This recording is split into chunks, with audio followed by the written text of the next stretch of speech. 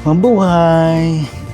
Andito ngayon tayo sa Barangay Anato, Pagbilao, Quezon. So, napakagandang property ang ating binisita. Kompleto na po siya. May bahay, napakasariwa ang hangin, napakapresko, at punong-puno ng mga hayop na alaga.